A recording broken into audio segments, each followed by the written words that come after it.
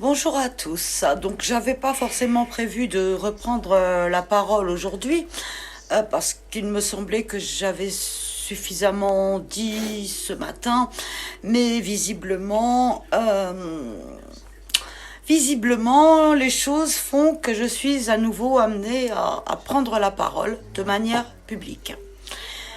Puisqu'il ne sera pas dit qu'on attentera à ma liberté de penser et à ma liberté d'expression. Pourquoi est-ce que je prends la parole? Tout simplement parce que je fais l'objet d'une tentative initiée par la REM. Je suis à l'origine de... Je dérange. Je dérange la République en marche qui s'infiltre sur tous les profils, qui a la capacité de décider quel groupe vous pouvez rejoindre et sur quel groupe vous pouvez publier. Et puisque je suis entrée en dissidence depuis maintenant des mois avec la République en marche, et que j'ai effectivement rejoint des groupes de gilets jaunes, des groupes citoyens, des groupes d'autres mouvements politiques qui sont également en dissidence et en opposition avec ce président et ce gouvernement, oui, je l'ai fait. Et visiblement, il y a un problème.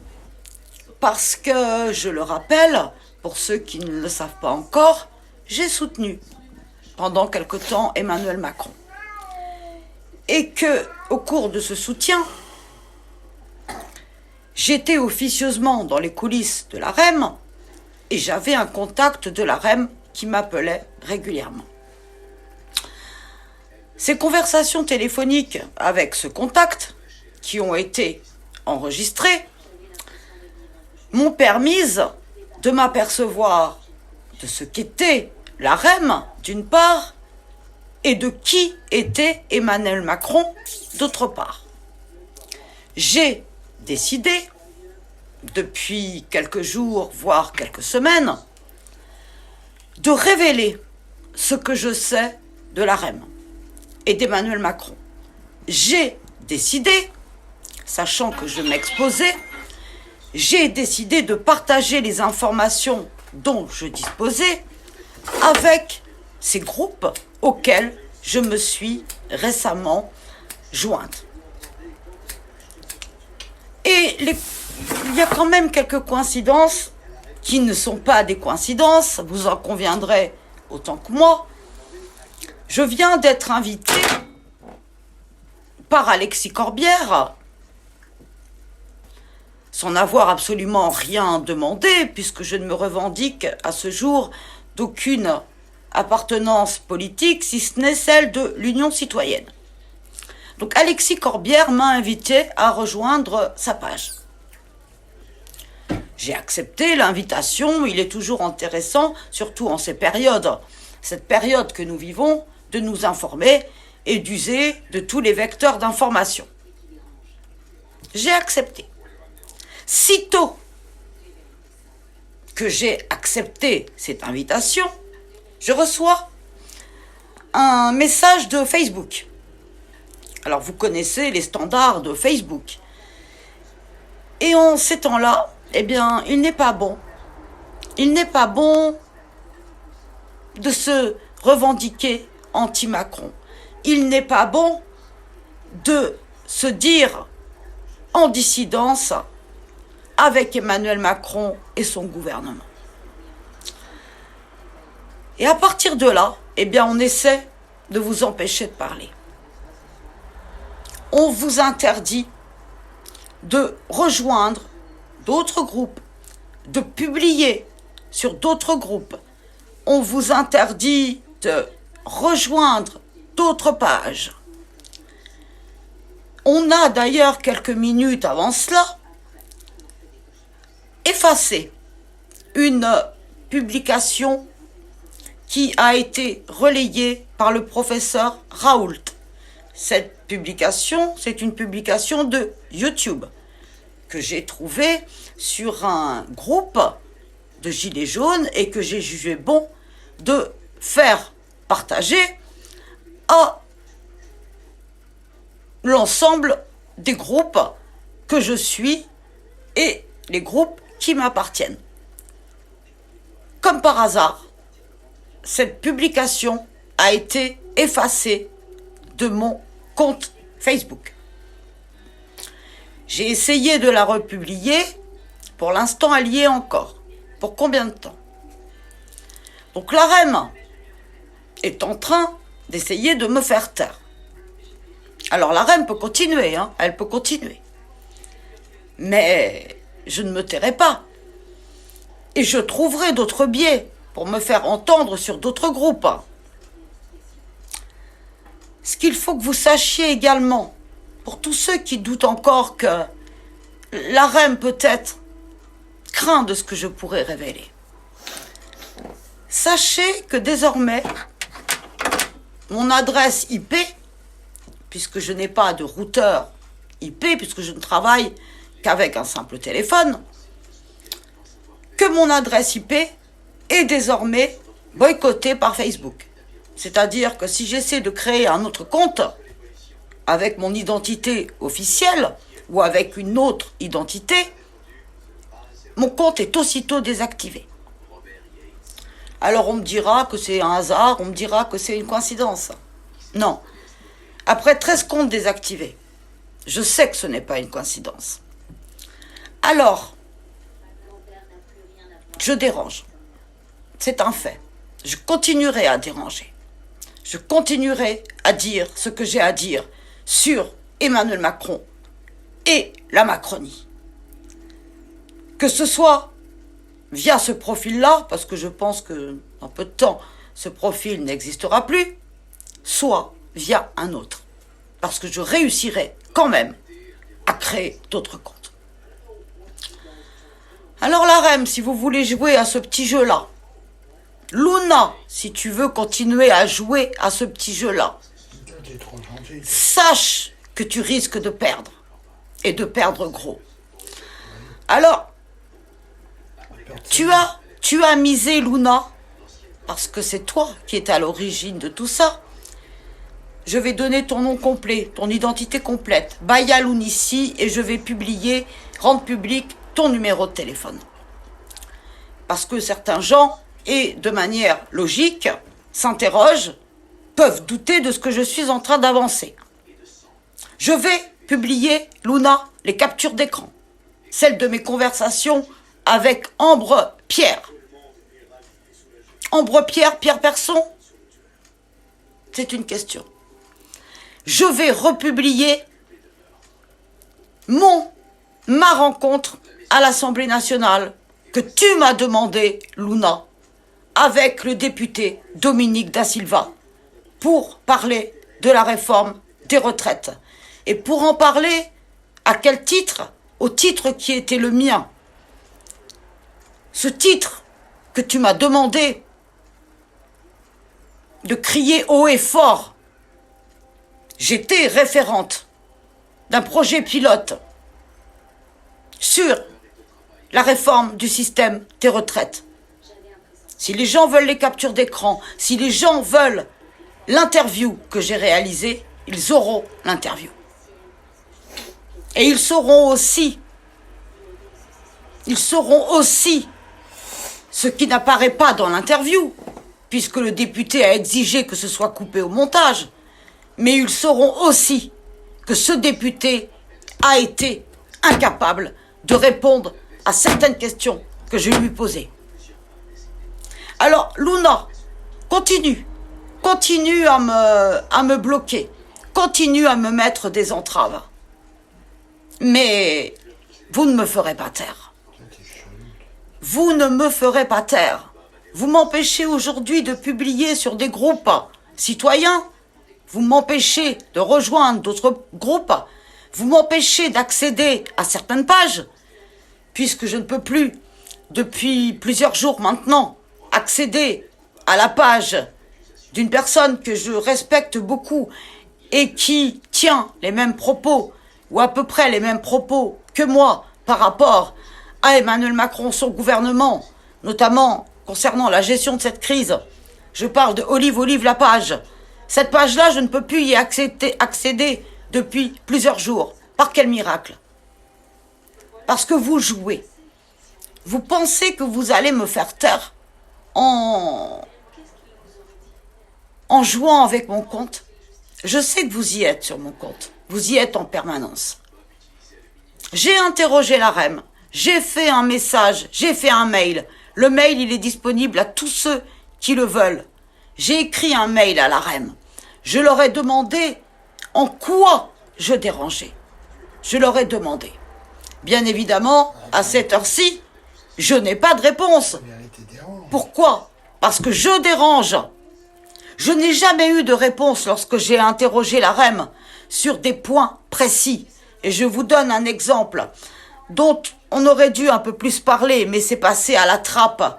Souvenez-vous de cette note provenant du cabinet de notre garde des Sceaux, Nicole Belloubet. Souvenez-vous de cette note qui a fuité et qui en gros disait, c'était avant les élections municipales, cette note disait que les tribunaux se verraient accorder des magistrats en fonction des résultats aux élections municipales. Sous-entendu, les résultats de La République En Marche aux élections municipales. J'ai questionné à ce moment-là l'AREM sur le pourquoi de cette note. Je n'ai jamais obtenu de réponse. J'ai interrogé La République En Marche sur ces criminels, et le mot est justifié, puisque la personne dont je vous parle a été condamnée, et il suffit de taper son nom et son prénom sur Internet pour savoir que je ne dis pas de mensonges, que cette personne est un criminel puisqu'il a été condamné par la cour d'assises de Gironde en janvier 2017 dans le cadre d'une tentative d'assassinat. J'ai demandé des explications à l'AREM sur la raison pour laquelle ce type était encore dans le circuit de l'AREM. Pourquoi il était encore membre de la team sécurité de l'AREM. J'ai demandé pourquoi il était encore sur le Chanel ambassadeur de l'AREM. J'ai demandé pourquoi. J'ai demandé des comptes. Parce que l'AREM qui se revendique de la probité devrait appliquer ses règles. Et qu'un mec condamné par une cour d'assises en Gironde n'a rien à faire dans les instances de l'AREM. Non, rien. Alors on m'a expliqué que, oui, on avait essayé d'évincer cette personne, mais que finalement cette personne avait été couverte par une autre, qu'il l'avait réintroduit dans les circuits de La République En Marche, parce que lui-même avait une affaire pénale aux fesses. Et tout ce que je vous dis, c'est la vérité. C'est la vérité. L'AREM, c'est ça. Et à chaque fois que j'ai interrogé l'AREM sur des points précis, je n'ai jamais eu de réponse. Jamais. Alors quand on n'a pas de réponse, ça veut dire que c'est peut-être difficile d'avouer les choses. Donc l'AREM, oui, je la dérange.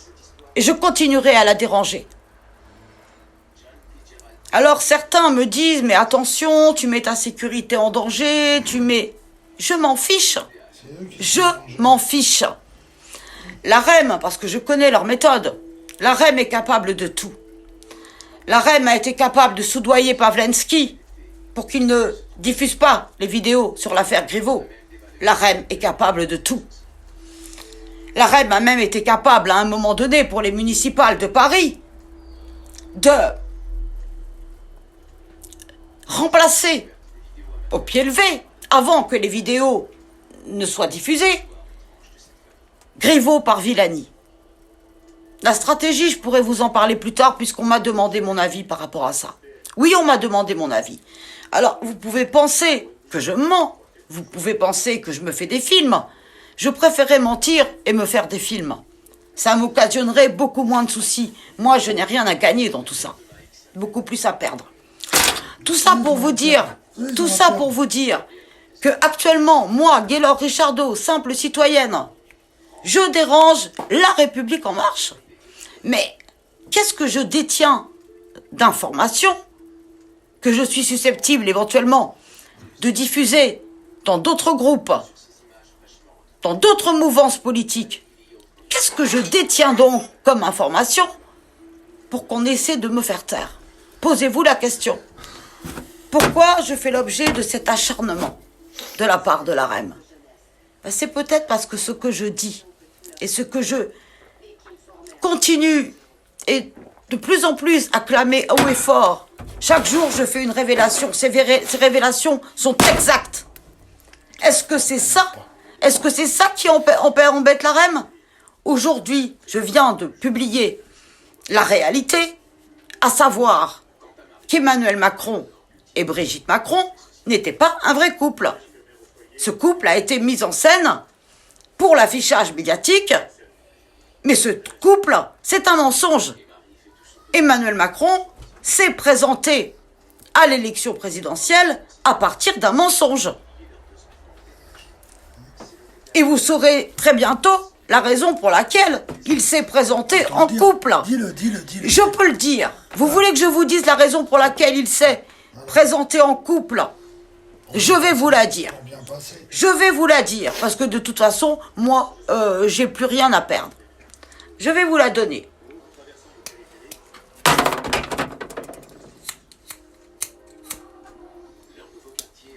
Vous savez qu'en France,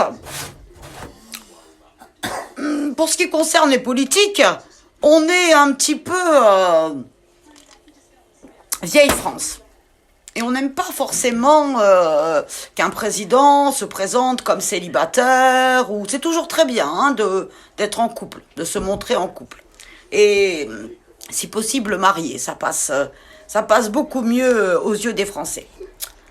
Alors vous allez me dire, oui, mais Brigitte et Macron, ils sont mariés en 2007. Oui, mais moi je vais vous répondre, en 2007, Macron était déjà dans le cénacle politique. Il était déjà aux fesses de Dominique Strauss-Kahn.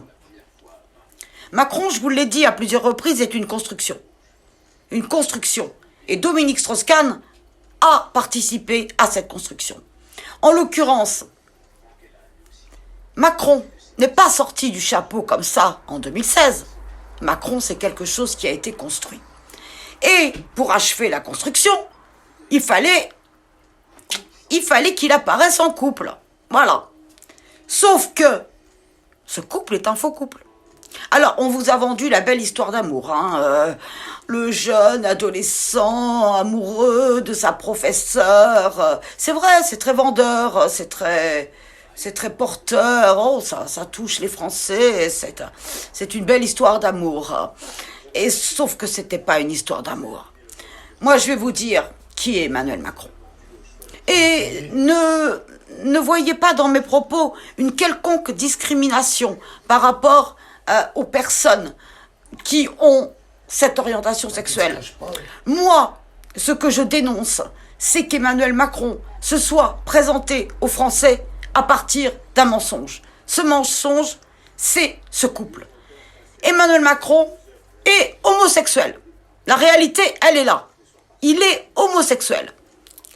Pensez-vous que les Français auraient voté pour un président homosexuel? Je vous pose la question. Moi, personnellement, ça ne m'aurait pas dérangé. Ce qui me dérange, c'est cette mise en scène. C'est cet affichage médiatique.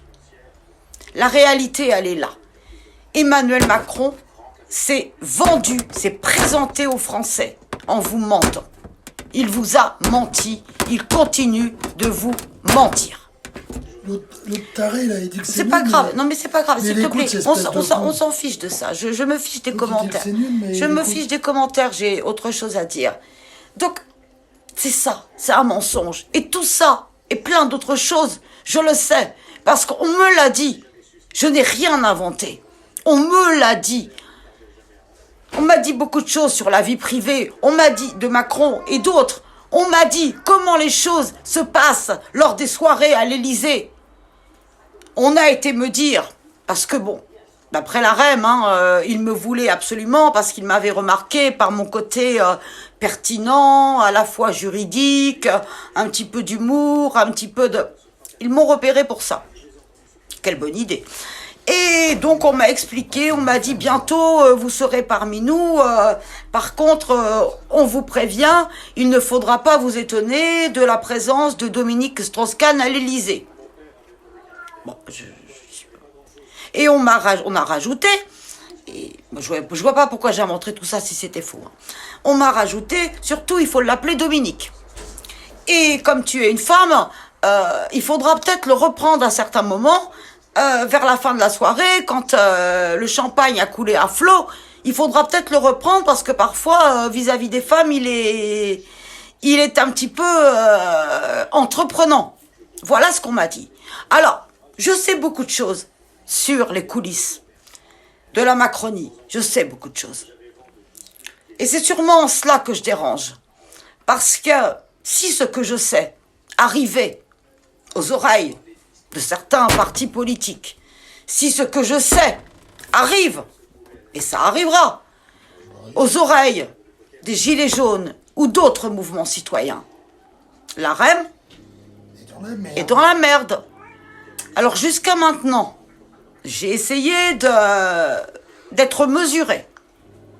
Pourquoi est-ce que je continuerai à être mesuré?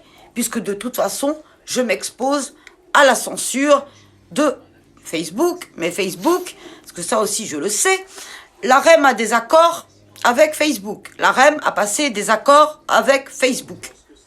Donc la REM peut faire ce qu'elle veut de vos comptes Facebook. Sachez qu'elle peut s'infiltrer dans tous les groupes sans demande d'adhésion. Elle peut s'infiltrer. Elle est sur toutes les pages.